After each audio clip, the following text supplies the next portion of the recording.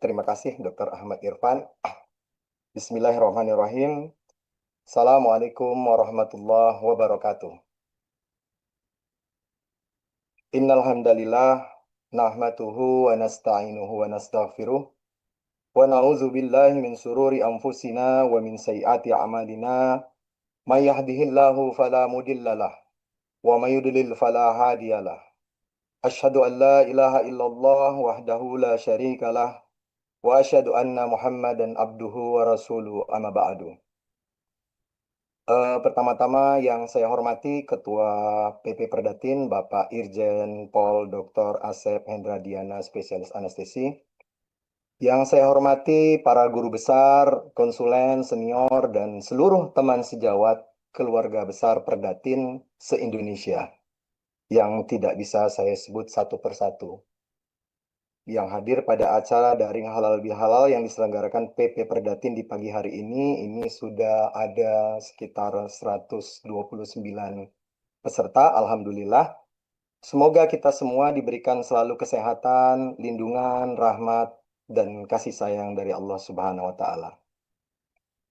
Sebelum masuk acara, izinkanlah saya lebih dahulu untuk mengucapkan kepada teman sejawat semua yang hadir pada pagi hari ini, taqabbalallahu minna wa minkum, minal aidin wal faizin, mohon maaf lahir dan batin. Kita masih berada dalam suasana Syawal terakhir ini ya, bulan ini.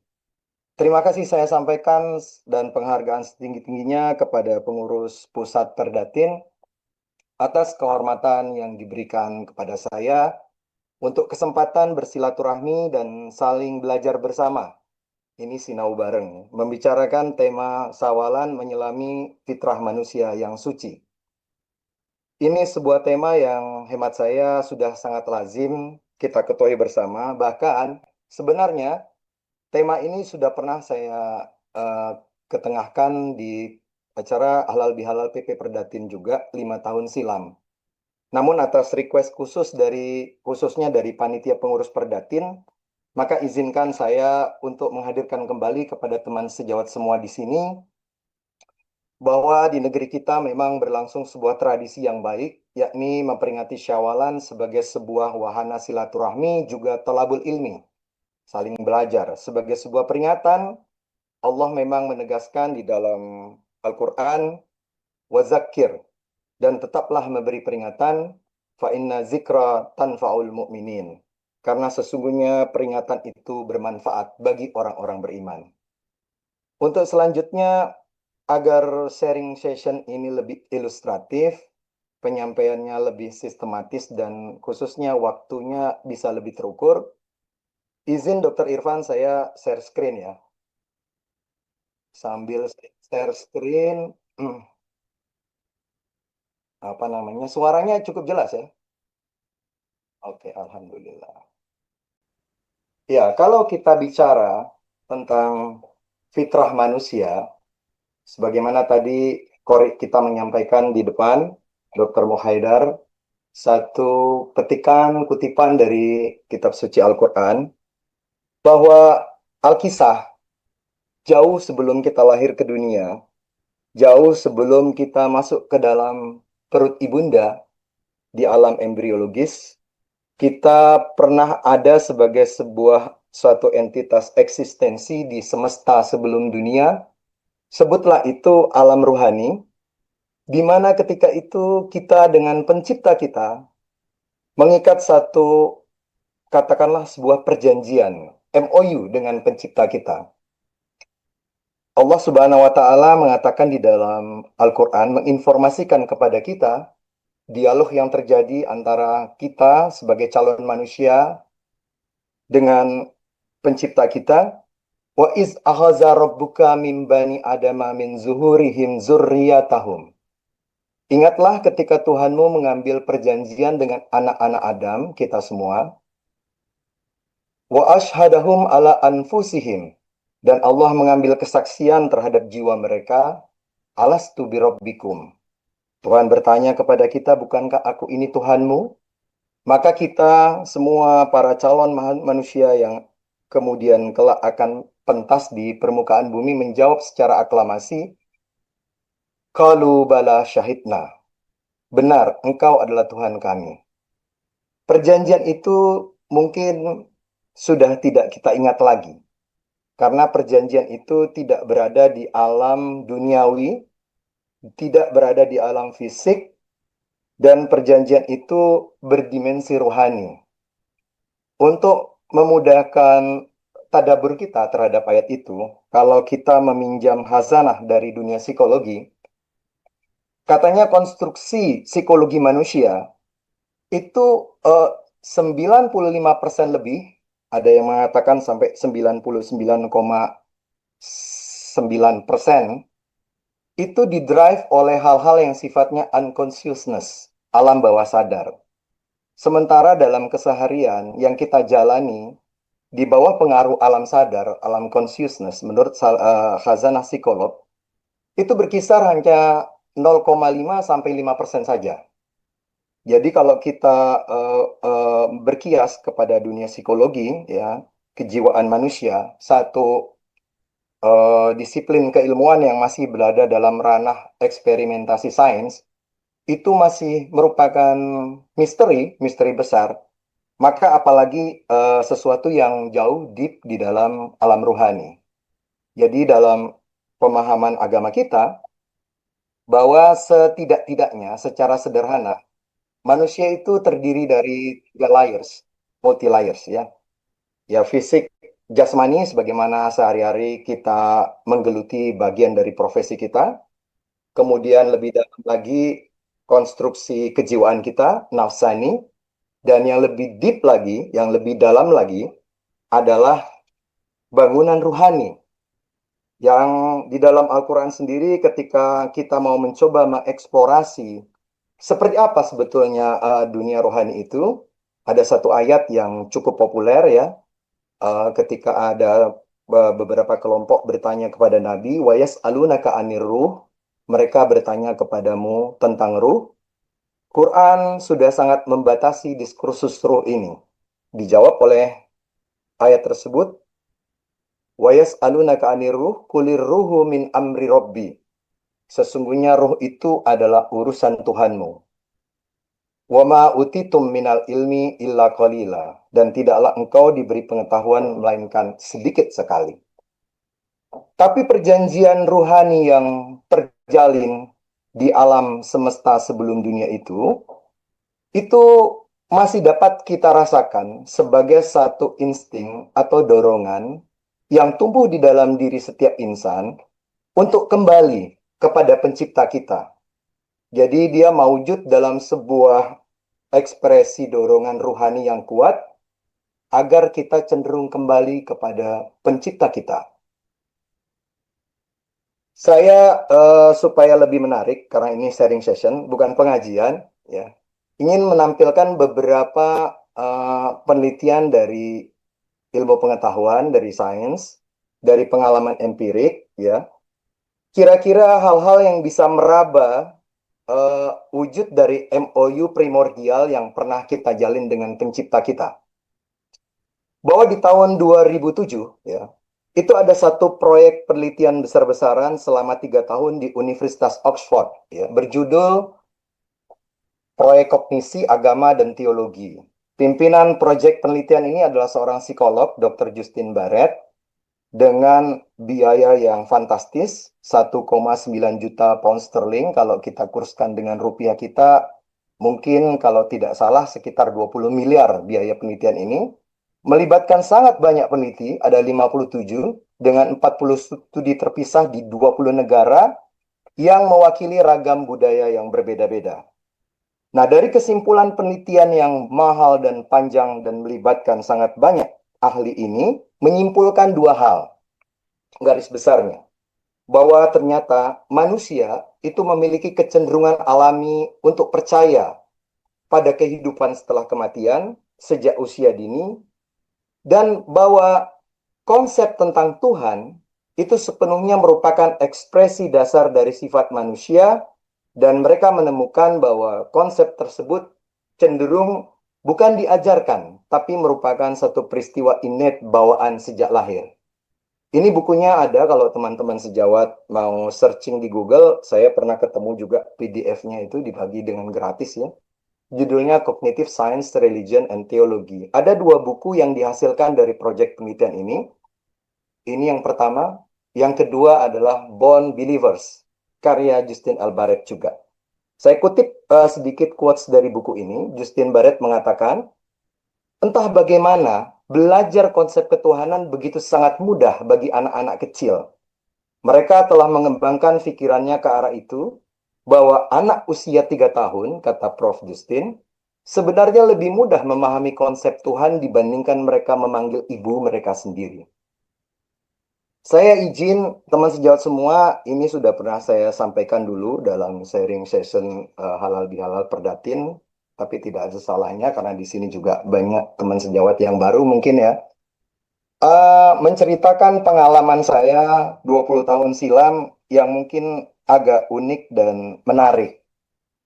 Saya tahun 2000 itu bertugas sebagai dokter PTT di pedalaman terpencil Kalimantan Timur.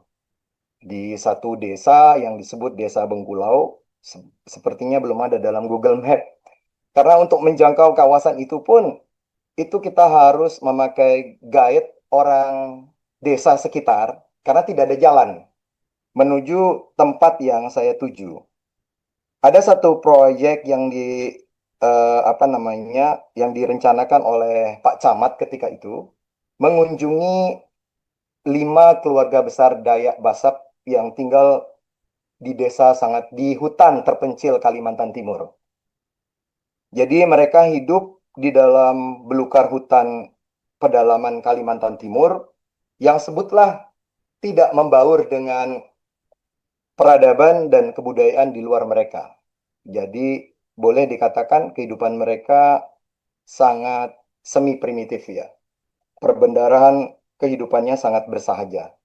Sebelum saya ceritakan kisah mereka, izinkan saya perkenalkan dulu ini 5 selebritis para kakak yang eh, saya tidak tahu apakah sekarang mereka masih berada di tengah hutan atau sudah direlokasi oleh Pemda ya.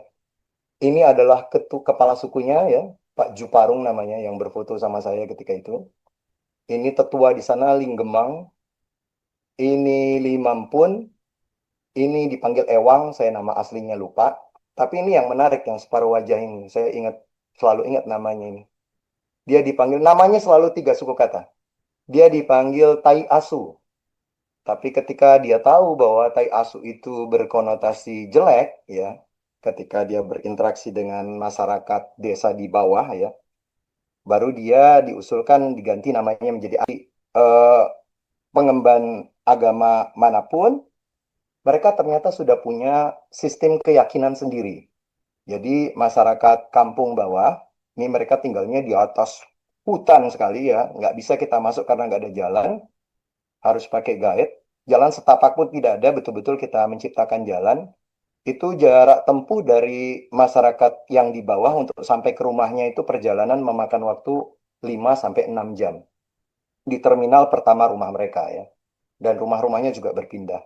Ternyata mereka sudah punya sistem keyakinan yang disebut kaharingan. Jadi saya melihat di gubuk rumah mereka, saya bermalam di sana, itu ada banyak sekali patung-patung yang dipajang, yang tidak sekedar dekoratif ornamental saja, patung-patung itu, tapi menjadi sebuah bagian dari sistem keyakinan yang mereka yakini bahwa semesta di sekeliling mereka itu memiliki penguasanya masing-masing. Ya tentu konsep keyakinan yang mereka fahami itu berbeda dengan keyakinan yang berasal dari risalah pewahyuan ya. Ya, ini satu pengalaman menarik yang saya tuangkan dalam salah satu buku saya, Kitab Akhir Hayat. Kemudian ada satu telusur literatur yang pernah saya dalamin, mungkin teman-teman sejawat di sini juga pernah bertemu ya, ada sosok dokter yang agak unik dan menarik ya, seorang neuroscience namanya Andrew Newberg. Beliau tengah menggagas cabang dari ilmu neurologi yang mungkin terdengar bid'ah dan terdengar seperti asing dan aneh ya, neuroteologi, yaitu menghubungkan organ otak dengan peristiwa-peristiwa spiritual. Ya. Jadi Newberg melakukan eksperimentasi untuk mencari manifestasi jejak-jejak Tuhan di dalam otak manusia. Jadi Newberg mengumpulkan probandusnya, melakukan penelitian. Ya, para probandus itu disuntikkan zat radioaktif, kemudian diperiksa dengan single photon emission computed tomography (SPECT). Ya, dilihat masing-masing probandus sebelum masuk ke ruang scanning itu disuruh bermeditasi atau berdoa atau berzikir. Kemudian dilihat hasilnya. Dan menariknya, Newberg menemukan, ini sangat banyak ilustrasi filmnya di dalam YouTube, nanti teman-teman sejawat bisa searching sendiri, nonton sendiri ya. Ada perubahan gambaran yang bermakna di lobus frontalis dan lobus uh, occipital ya di belakangnya, pusat perhatian dan pusat bahasa. Dan menariknya, temuan dari Newberg ini itu tidak berlaku bagi orang-orang yang mengklaim dirinya ateis. Jadi orang yang sudah mendeklar dirinya ateis, perubahan dari gambaran vasodilatasi pembuluh darah di frontal lobe dan occipital lobe itu tidak sesignifikan dengan orang beragama yang melakukan kontemplasi, meditasi, berdoa atau berzikir ya. Lagi-lagi Andrew Newberg punya karya tulis yang ini ada satu bukunya yang sudah diterjemahkan ke bahasa Indonesia. Kalau mau dicari di toko buku online itu masih ada. Saya pernah memesannya. Judulnya Born to Believe ya, diterbitkan oleh Mizan. Gen Iman dalam Otak ya. Teman-teman sekali lagi bisa mungkin mencari buku tersebut ya. Itu adalah beberapa gambaran dari segi keilmuan dan dari segi empirik pengalaman ya. Lalu bagaimana kalau ada pertanyaan, maka bagaimana dengan orang yang mengakui dirinya sebagai ateis? Katanya tadi bahwa manusia sejak sebelum lahirnya sudah membawa benih, sudah tertanam di dalam dirinya naluri untuk bertuhan, karena kita semua sudah pernah mengikat perjanjian dengan pencipta kita. Saya mencari-cari googling di Google ya, dan ketemu gambar menarik ini. Ini ya mudah-mudahan suatu ketika kita bisa traveling ya kalau dunia sudah semakin terbuka nanti ada satu negara yang ya negara ini sangat tertutup ya, Korea Utara, di mana negara ini mengklaim menganut ideologi komunisme dan kita tahu bahwa masyarakat komunisme bagian terbesarnya adalah ateisme ya. Tapi kita bisa melihat ini di lapangan indoor Pyongyang. Mungkin bagi teman-teman sejawat yang pernah ke sana kali ya, mungkin lebih bisa merasakan vibes dan auranya ya di tengah lapangan indoor Pyongyang ini. Mungkin Dr. Ahmad Irfan kali sudah pernah ke sana. Ini ada patung yang sangat berwibawa, kakeknya Kim Jong Un ya. Ini Kim Il Sung yang pertama sekali, ini gambar yang pertama ini. Kim Il Sung ini digambarkan patungnya sangat bermunculanlah buku-buku seperti Sapiens, ya, Born to Believe, ya, Man's Search for Meaning. Dan ini buku yang agak lama dan Alexis Carrel ini mendapat hadiah Nobel ya. Ini kalau ada juga saya mau sih bukunya, katanya fenomenal sekali. Manusia makhluk yang tidak diketahui, Man the Unknown. Ini buku-buku yang bagus untuk menjadi bahan refleksi dan tadabbur kita mengenal diri, Ma'rifatul Insan ya. Kenapa? Karena dalam diri kita, sebetulnya yang Maha Kuasa itu sudah membuat parameter-parameter nilai yang mendasar. Kalau kita mencoba bertadabur suatu ketika, melakukan refleksi, ya, bertanya terhadap seluruh ciptaan di dunia ini, kepada siapakah kita paling perhatian, kita paling peduli, kita paling berbuat baik dengan sempurna dalam kehidupan ini. Apakah kita melakukan itu kepada anak-anak kita? Apakah itu kita melakukan kepada pasangan hidup kita, kepada orang tua, membersihkan diri kita secara sempurna. Satu hal yang tidak mungkin kita lakukan kepada orang lain. Ya, kepada anak-anak kita lakukan, tapi tidak di sepanjang hidup mereka. Artinya kita ini sangat memperhatikan kebutuhan diri kita, sangat mendengar apa yang menjadi tuntutan, hak mendasar di dalam diri kita. Ya.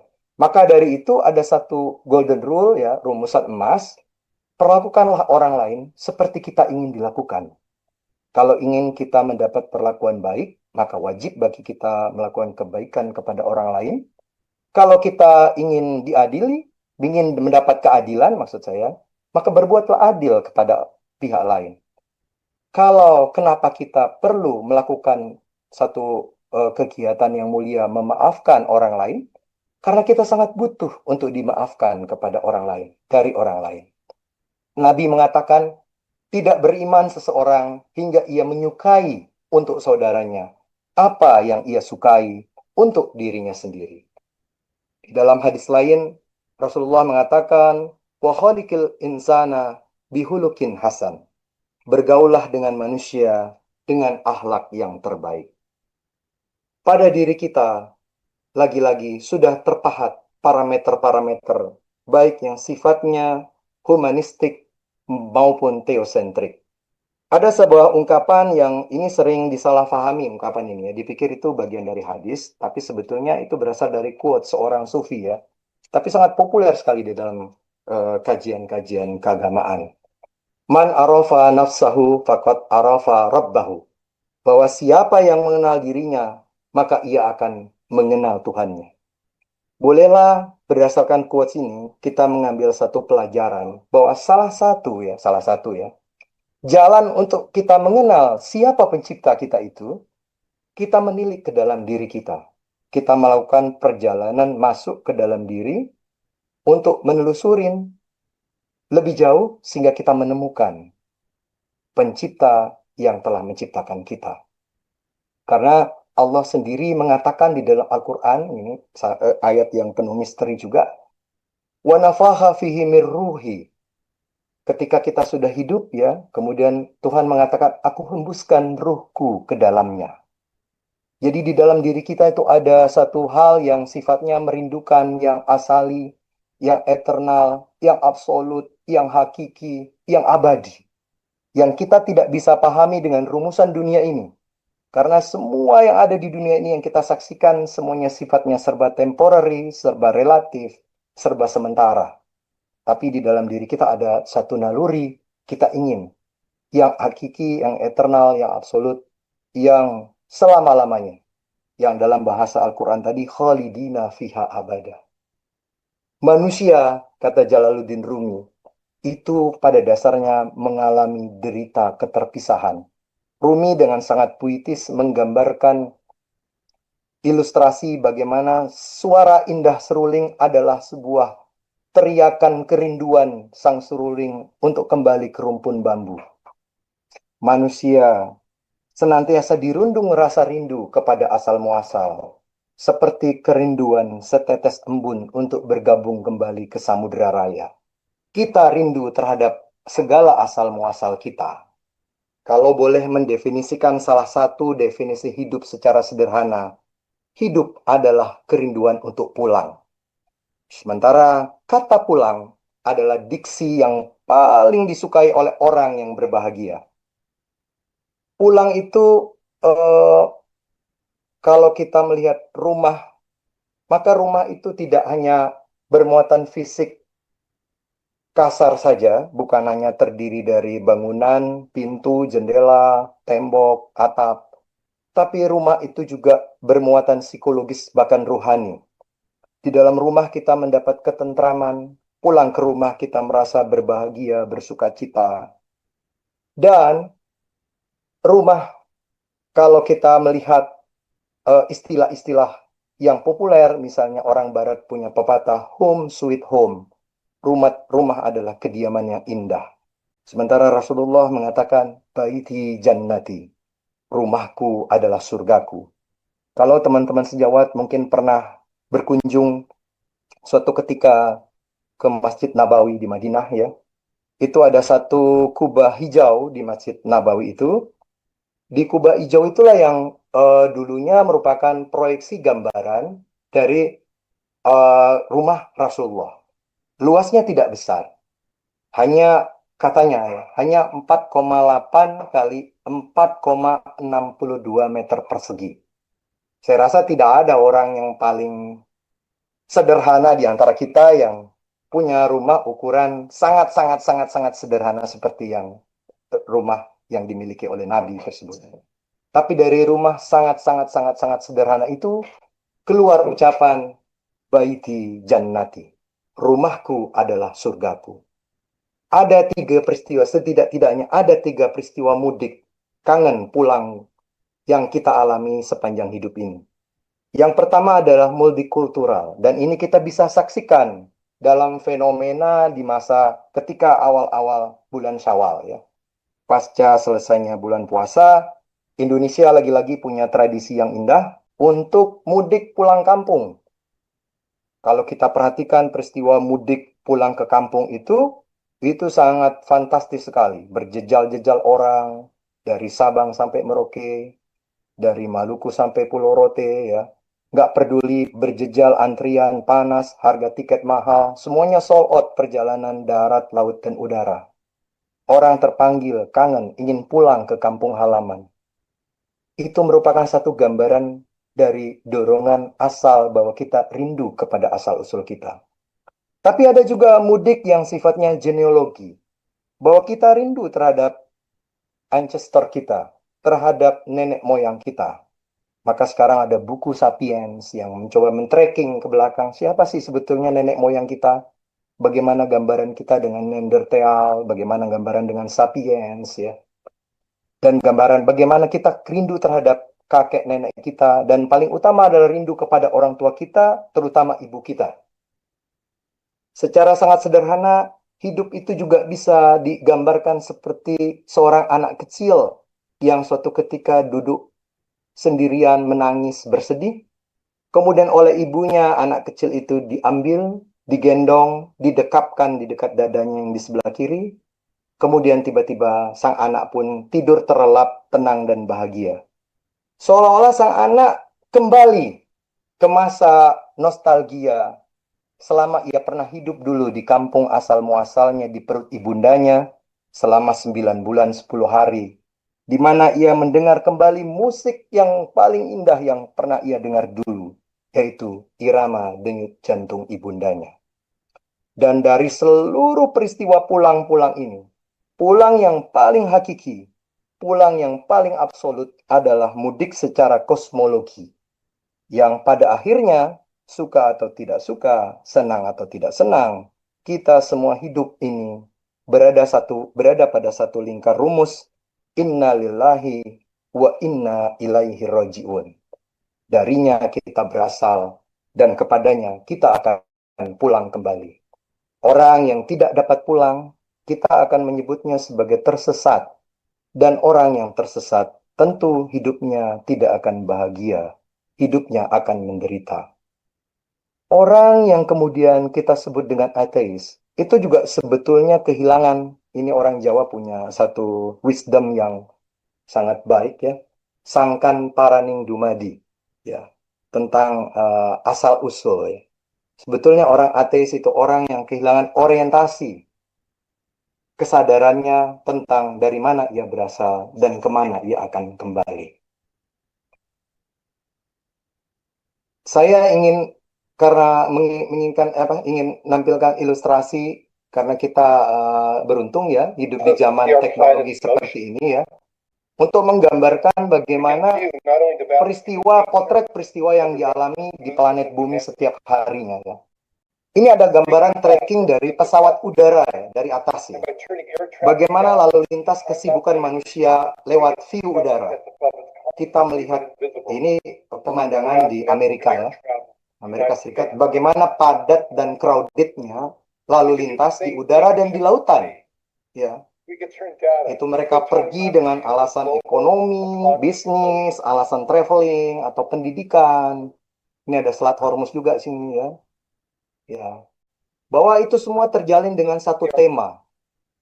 Bahwa tema dari tracing itu adalah perjalanan pergi untuk pulang kembali. Bahkan ya, kematian pun di dalam Al-Quran itu diistilahkan dengan kata ar-ruja'ah atau roji'un. Ya. Kata kematian ini sebetulnya diksinya banyak sekali di dalam Al-Quran. Ada 8 atau 9 diksinya. Ini bisa saya kasih notebook, notefootnya ya. Ini. kosakata kematian yang ada di dalam Al-Quran. Ar-ruj'a atau rajiun artinya pulang. Jadi sebagian besar kosakata tentang kematian itu juga bermuatan positif ya, bermuatan optimis positif. Kematian sebetulnya di dalam agama kita itu tidak bernilai tragis ya. Kematian baru menjadi tragedi apabila kita mencuri haknya dari Tuhan untuk mengambilnya ya. Yang berat itu bukan kematian, tapi ketika pulang tidak berhasil bertemu dengan dia yang dirindui. Oleh karena itu, kalau kita menyebut berita duka, kita akan mengatakan telah berpulang ke rahmatullah. Innalillahi wa inna ilaihi raji'un. Teman sejawat semua, keluarga besar Perdatin yang insya Allah dirahmati Allah. Kalau kita kembali kepada konsep asal muasal kita yang kita gali dari khazanah kitab suci kita, maka kita akan menemukan bahwa ternyata kita itu berasal usul diciptakan, disetting untuk hidup bahagia. Kita semua diinformasikan bahwa nenek moyang kita berasal dari Adam dan Hawa ya, itu dulu pernah hidup di surga, menjalani hidup yang bahagia, tinggal di sana. Allah mengatakan, "Wa qulna ya Adam uskun anta wa zaujukal jannah." Tinggallah engkau Adam dan istrimu di dalam surga. Wa kula minha ragadan haitsu syi'tum. Dan makanlah dengan nikmat berbagai makanan yang ada di sana sesukamu. Namun ketika itu ada satu batasan ya. Nah, Tuhan membuat aturan main ketika itu. Wala taqraba hazihis sajarata. Tapi jangan kamu dekati pohon ini. Wa takuna minadh zalimin. Nanti kamu termasuk orang-orang yang zalim.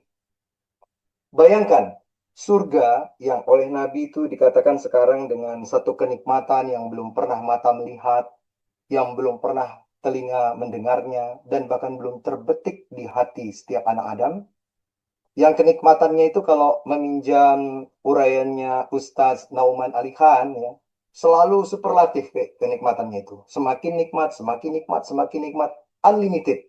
Yang katanya kalau kita nanti beruntung bisa masuk ke surga, kita memakan sepotong apel gitu ya, maka gigitan pertama dengan gigitan keduanya itu jauh lebih nikmat, lebih gurih, lebih renyah, lebih lezat, lebih yummy, yang nggak bisa beyond imagination, di luar gambaran kita.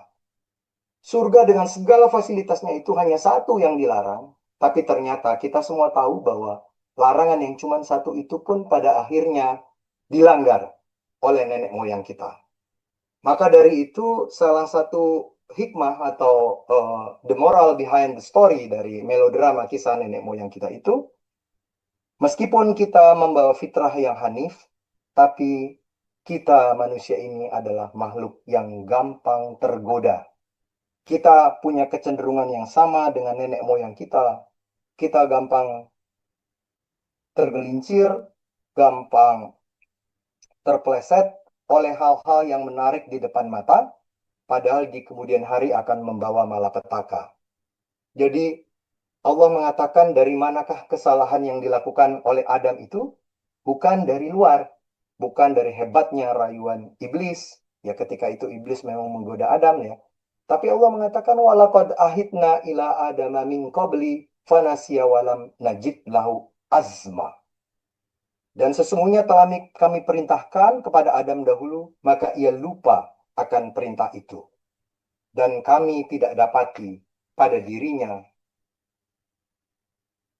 kemauan yang kuat, azam kemauan yang kuat ya. Jadi meskipun kulu mauludin yuladu alal fitrah, bahwa manusia itu memiliki fitrah yang hanif, tapi Nabi juga mengatakan kulu bani Adam khata'un wa khairul khata'un tawabun. Setiap anak Adam adalah pembawa kesalahan dan sebaik-baik orang yang melakukan kesalahan adalah mereka yang bertaubat. Kita bisa melihat sedikit, ini sedikit menyamping ya uraiannya ya. Bagaimana insight antara manusia dengan iblis ya. Ketika Adam divonis bersalah, insight manusiawi itu tilik diri melihat ke dalam. Jadi direkam redaksi pertaubatan doa Nabi Adam ini di dalam Al-Quran yang saya yakin juga teman-teman sejauh di sini sudah sangat hafal ya doa ini ya. Qala, kata Adamnya, Adam dan Hawa ya, Rabbana zolamna anfusana. Ya Tuhan kami, kami telah menganiaya diri kami sendiri. Jadi Adam tidak mencari-cari kesalahan di luar. Dia langsung introspeksi ke dalam, sadar diri. Wa ilam taghfir lana wa tarhamna lanakunanna minal khasirin. Kalau engkau tidak mengampuni kami dan tidak memberi rahmat kepada kami, niscaya kami termasuk orang-orang yang merugi. Sementara iblis, setan, karena dia juga terusir dari surga ketika itu ya, dia mengatakan, Qala fabima a'waitani. Iblis mengatakan, karena engkau ya Tuhan telah menyesatkan aku. Jadi sebutlah iblis mencoba mencari kambing hitam ya atas peristiwa yang dialami. Tidak secara gentle mengakui seperti kesadaran insani menilik ke dalam. Teman-teman sejawat semua yang dirahmati Allah, 1 bulan yang lalu ketika Ramadan kita telah menjalani puasa dan tema sentral puasa itu adalah substansi besar atau pesan sentralnya adalah bagaimana kita berlatih untuk menahan diri ya. Jadi bukan sekedar menahan lapar dan dahaga. Di dalam Al-Quran itu ada 2 istilah, siam dan saum, yang punya nuansa yang berbeda. Siam itu adalah satu apa namanya ketentuan administratif di mana kita tidak diperbolehkan lagi makan, minum dan bergaul dengan pasangan yang sah dari mulai matahari tergelincir dari mulai matahari terbit sampai matahari tergelincir. Sementara saum itu lebih ke arah bagaimana menahan lapar dan dahaga. Ilustrasi saum ini ada di surat Maryam ayat 26. Di mana ketika itu Bunda Maryam, ibundanya Nabi Isa alaihissalam, Al-Masih, ya, diperintahkan Allah untuk makan minum dan bersukacitalah engkau. Malah disuruh makan minum. Kalau engkau melihat seseorang, kata Allah, katakanlah sesungguhnya aku telah bernazar berpuasa. Saum dibilang di situ. Untuk tidak berbicara. Untuk Tuhan yang Maha Pengasih. Oleh karena itu, aku tidak akan berbicara dengan siapapun pada hari ini.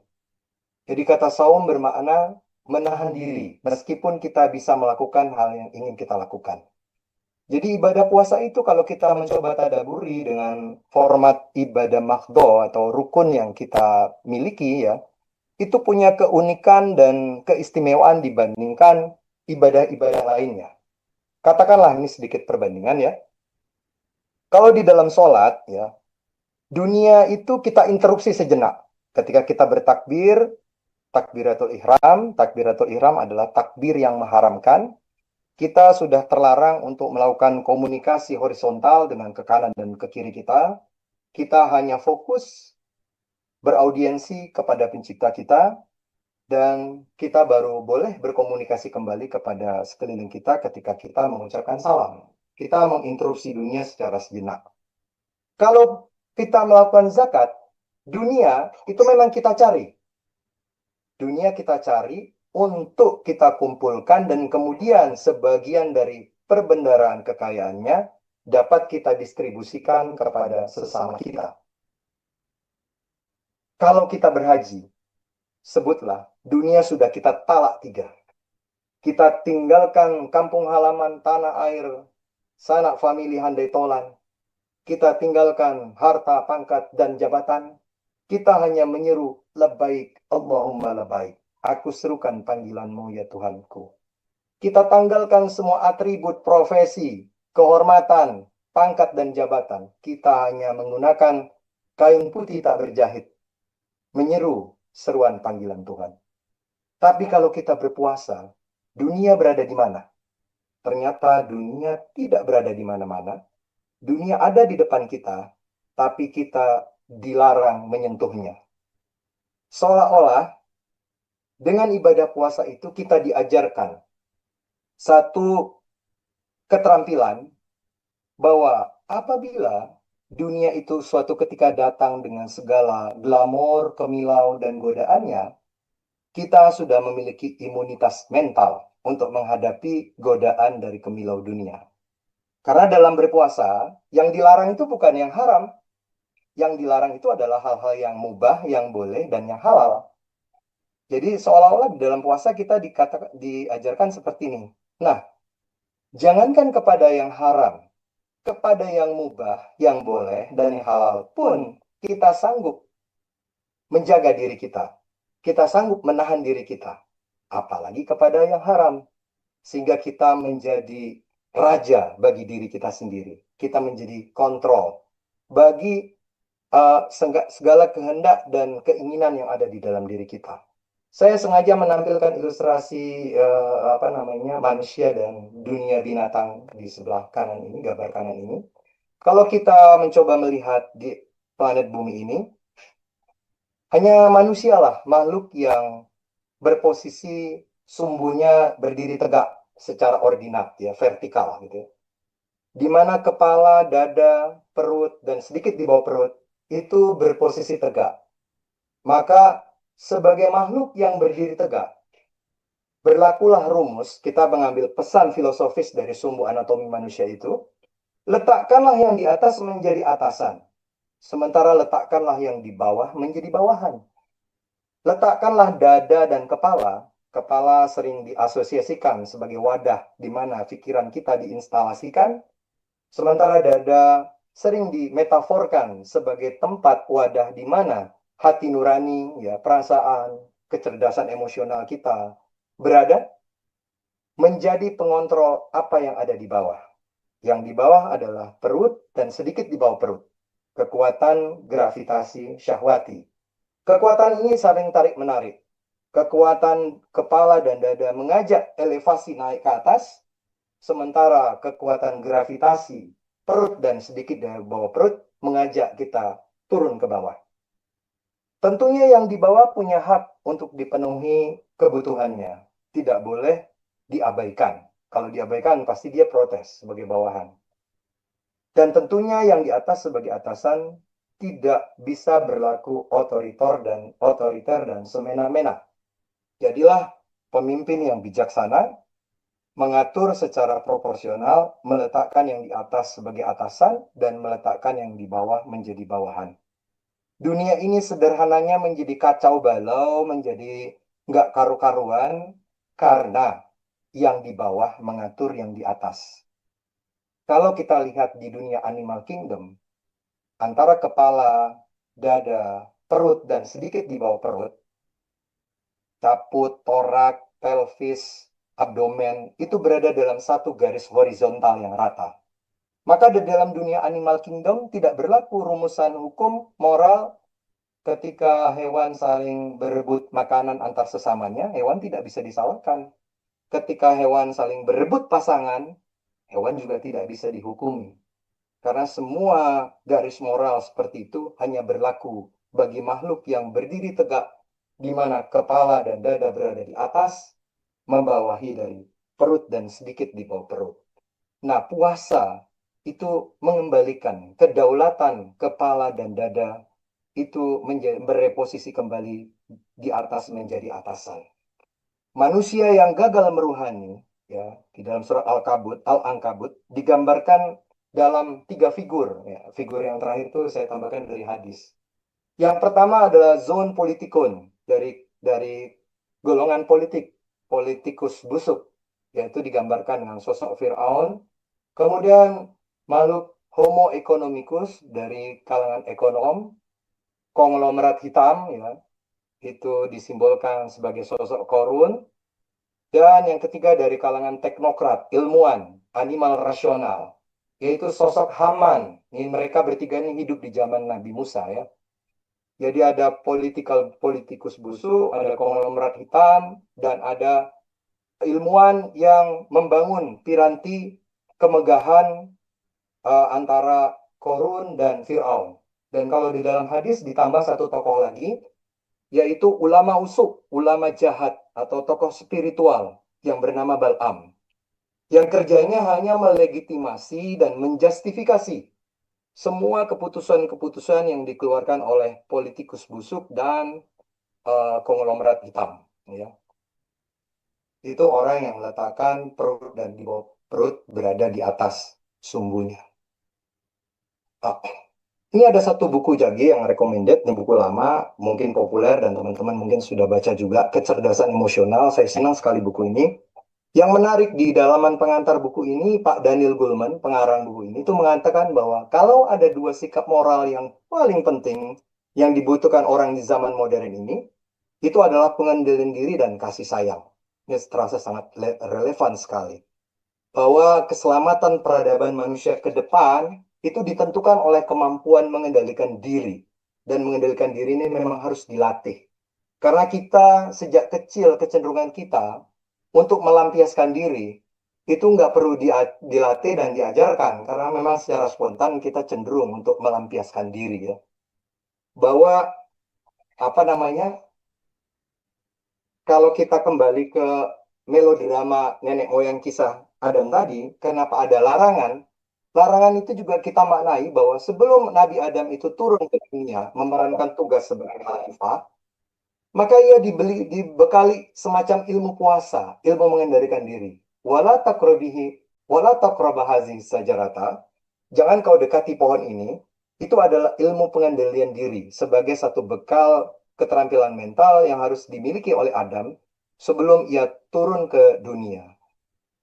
Oleh karena itu, sebagai saum, sebagai ilmu pengendalian diri, nilai-nilai puasa itu hendaknya tetap berjalan setiap saat karena tidak ada tempat, tidak ada peristiwa, tidak ada waktu, tidak ada perilaku, tidak ada tindakan, tidak ada perbuatan, tidak ada pekerjaan yang tidak melibatkan nilai pengendalian diri. Kalau siam itu hanya 1 bulan, selama bulan Ramadan, tapi saum itu berlaku sepanjang waktu. Oke, saya kasih kuis biar nggak bosan ya kalian. Nanti kuisnya bisa jadi apa namanya eh hadiah deh. Panitia gimana boleh nggak kasih kuis? Ini tanda baca ini, ah, boleh ya? Ya, ini satu kuis dari saya. Tanda baca ini bagi pelaku saum apa maknanya? Apa penjelasannya, uraiannya ya? Lampu traffic light ini ya. Itu kuis dari saya. Oke, mungkin kita kalau berpikir agak bebas gitu ya. Ada satu pertanyaan yang usil di benak kita ya, pertanyaan nakal. Kenapa kisah nenek moyang kita itu, kalau kita dengar eh, alur kisahnya di dalam Al-Quran, sebelum Adam ada itu kan Allah Subhanahu wa Ta'ala sudah mengumumkan kepada para malaikat gitu ya.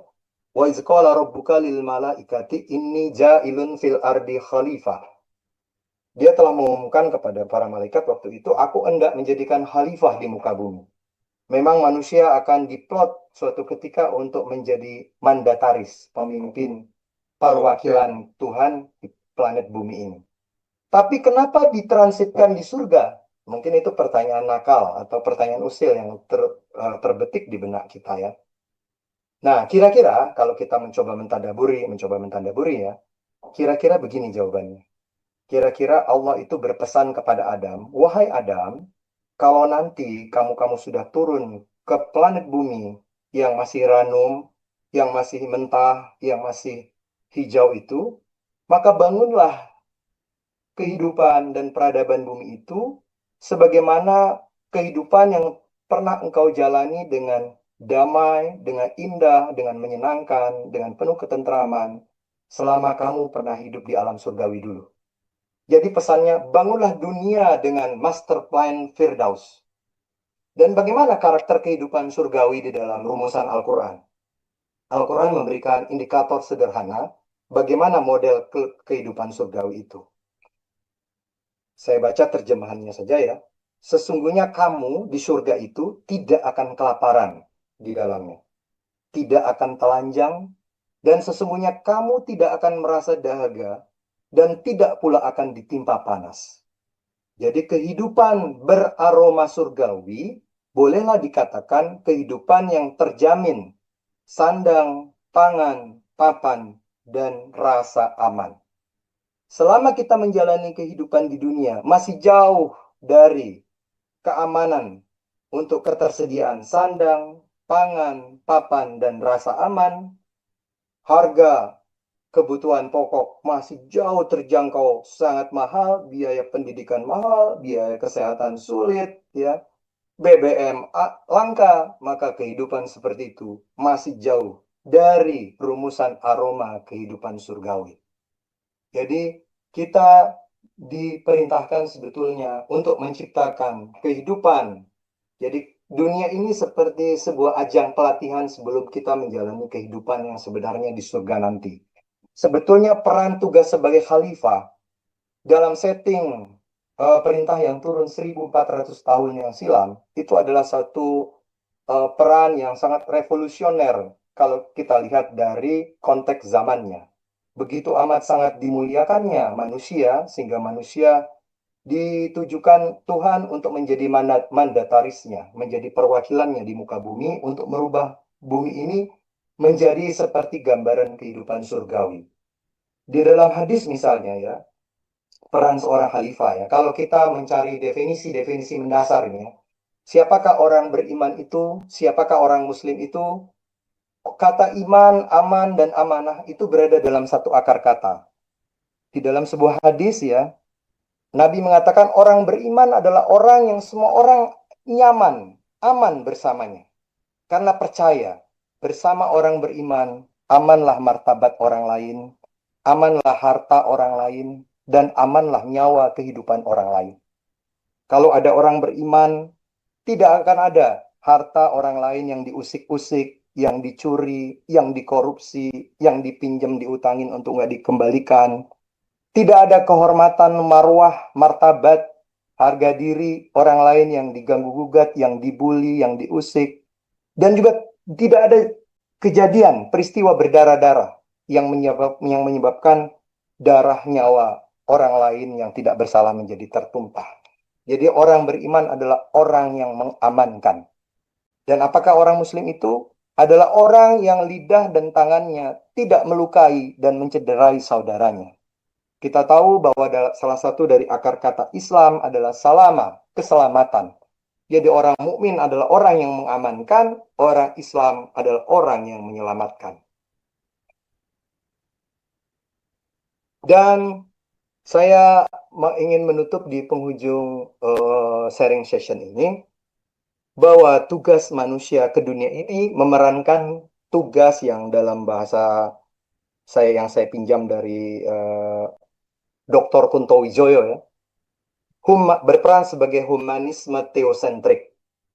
Ialah orang yang memusatkan orientasi keimanannya kepada Tuhan, tauhid, tapi ujung aktualisasinya, ujung alamatnya, adresnya, itu berada untuk membangun kemuliaan peradaban manusia. Konsep humanisme teosentrik ini, itu tersaji secara konsisten, secara kompak, di dalam seluruh konsep ajaran Islam. Kita bisa melihat susunan kitab suci Al-Quran. Al-Quran dimulai dengan surat Al-Fatihah, yang di dalam surat Al-Fatihah itu kita baca, ada uraian tentang pengagungan kepada Tuhan yang Maha Pengasih, Maha Penyayang, penguasa jagat raya, penguasa hari pengadilan. Tapi Al-Quran ditutup dengan surat An-Nas, yang artinya manusia.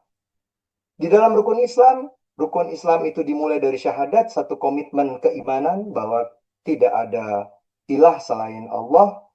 Tapi rukun Islam itu ditutup dengan peristiwa haji, pelaksanaan haji, di mana di sana ada demonstrasi kemanusiaan universal, orang dari 5 benua datang tumplek tanpa memandang ras dan etnik, semua sama di hadapan ilahi, menyeru panggilan ilahi, labbaik Allahumma labbaik.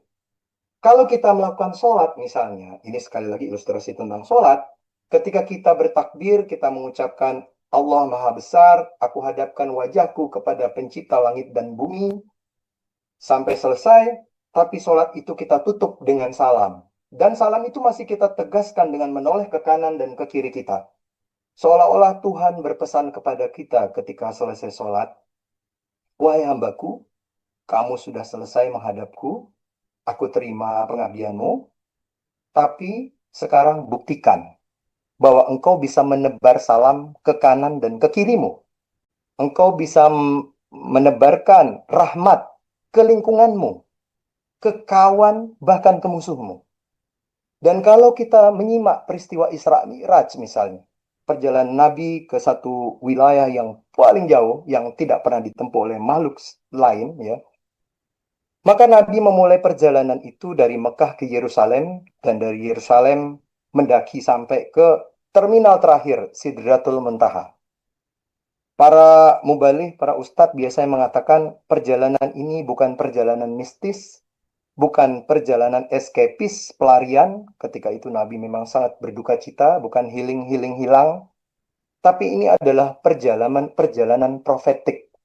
Kalaulah Nabi seorang sufi yang asketik, sufi yang obsesinya hanya mencari Tuhan, maka ketemu Allah Subhanahu wa Ta'ala di Sidratul Muntaha yang hakikatnya kita tidak paham seperti apa, itu sudah dianggap sebagai pengalaman spiritual puncak. Bagi seorang sufi, bertemu Tuhan itu adalah obsesi tertinggi dalam hidupnya. Tapi setelah itu, Nabi kembali turun ke permukaan bumi, bersimbah keringat darah dan air mata, bergabung dengan perjuangan kembali menjadi abdan Nabiya, seorang nabi yang rakyat berpenampilan rakyat jelata, yang di dalam rumah tangganya tidak tersedia makanan untuk hari esok, yang pakaiannya hanya tersedia 3 helai, yang ketika beliau meninggal dunia, uang yang tersisa di dalam rumah tangganya hanya 7 dinar saja. Abdan Nabiya, nabi yang rakyat jelata. Sejarah perjuangan Nabi dimulai dengan kalimat tauhid, kalimat yang mengagungkan, mengesahkan Tuhan, tapi ditutup dengan khutbah wada yang penuh pesan-pesan kemanusiaan universal. Saya ingin kutip bagian dari khutbah haji perpisahan. Karena setelah khutbah ini merupakan pidato terakhir Nabi ya. Nabi kemudian beberapa hari kemudian dipanggil oleh Allah Subhanahu wa Ta'ala karena telah selesai tugas beliau. Ini kutipannya, sesungguhnya darahmu, hartamu, serta kehormatanmu itu suci, seperti sucinya harimu ini, di bulanmu ini, dan di negerimu ini, hingga kamu bertemu Tuhanmu di hari kiamat nanti. Teman sejawat semua sekalian, kalau hidup itu sudah aman terhadap gangguan martabat, gangguan terhadap rongrongan harta, gangguan terhadap gangguan jiwa, maka secara mendasar kehidupan kita itu akan aman dan menyenangkan. Bahkan inspirasi dari khutbah haji perpisahan, khutbatul wada ini saya kutip dari Dr. Nurholis Majid, Allahu Yarham ya. Beliau mengatakan pemikir pencerahan Eropa sekalipun, Renaissance, itu sesungguhnya meminjam konsep humanisme yang tertuang dalam pidato Haji Wada ini dengan mengambil 3 variabel yang ada di dalam pidato Nabi itu yang disebut sebagai jaminan life, liberty, and dignity. Darah, kehormatan. Nah, dignity ini makna yang agak sedikit nyamping dari harta ya. Yang ada dalam teks deklarasi hak asasi manusia, Universal Declaration of Human Rights. Saya ingin menampilkan slide ini ya. Ini pidato terakhir Nabi Muhammad. Saya bisa istirahat sejenak ya. O mankind, this well, I may not be with you much longer. The weak among you, feed them on what you eat, dress them as you are dressed. You will meet your God, and he will call you to account for your actions. Let those who are present warn those who are absent. You are all descended from Adam. The best among you is he who most regards God. Think deeply about what I say. Let all your feuds be abolished. You must know that every Muslim is the brother of every other Muslim. All Muslims are brothers one with another. Between Muslims there are no races and no tribes. Nor must you take anything from your brother except what is given freely. Do not oppress, and do not be oppressed. My people, I am but a man. It may be that the angel of death will visit me soon. Death will overtake me. But I have left you a book, revealed by God, the Quran, which is light, guidance.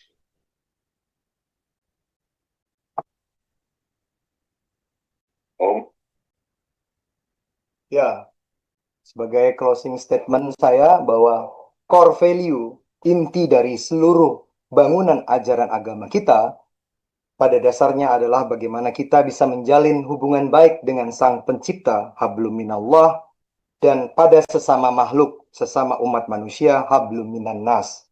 Ini adalah dua pilar penting paling esensial pada kehidupan kita selama di dunia ini. Zuribat alaihimu zillatu aynama sukifu illa bihablim minallahi wa hablim minan nas. Mereka diliputi kehinaan di mana saja mereka berada, kecuali jika mereka berada pada pegang tali ajaran Allah dan tali perjanjian dengan manusia. Apabila kita berhasil membina hubungan baik dengan pencipta kita, kita tidak punya masalah dengan Tuhan kita, dan kita bergaul dengan ma'ruf, dengan baik, menjalani hubungan baik dengan sesama kita, sesama umat manusia.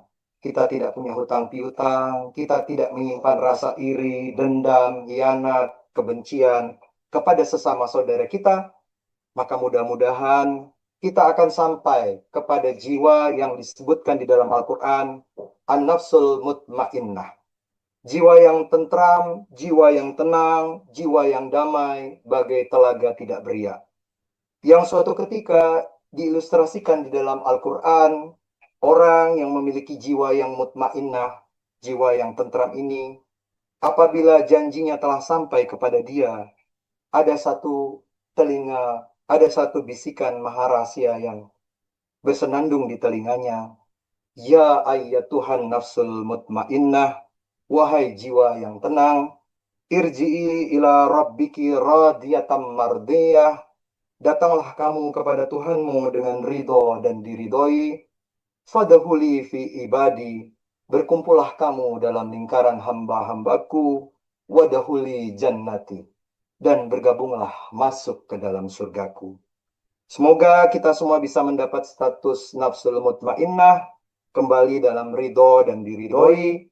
Kita berhalal bihalal, kita tidak punya masalah dengan pencipta kita, dan kita juga berusaha dengan sekuat tenaga untuk tidak punya masalah dengan sesama kita.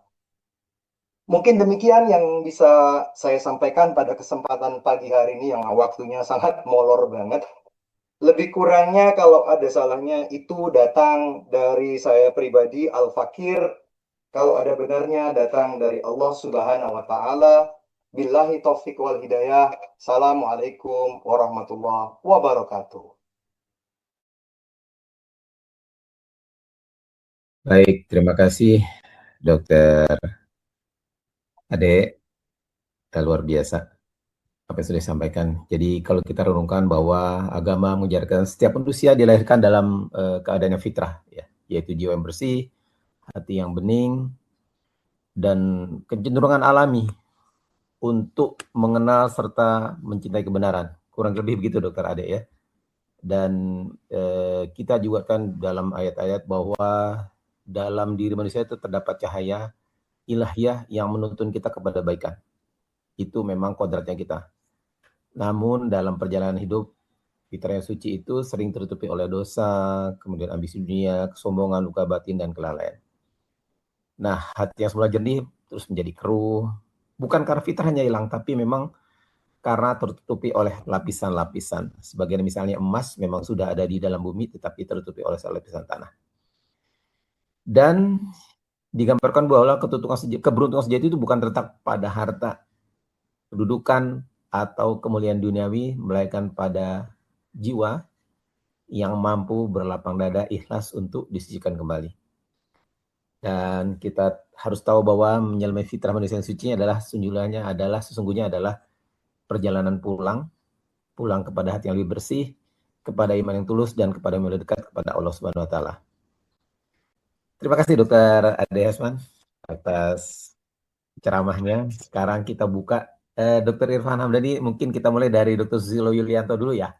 Bang Irfan ya, namanya sama. Silakan Dr. Susilo Yulianto, langsung aja, nggak usah pakai lewat Q&A. Masih ada nggak Dr. Susilo Yulianto? Monggo silakan. Monggo, silakan.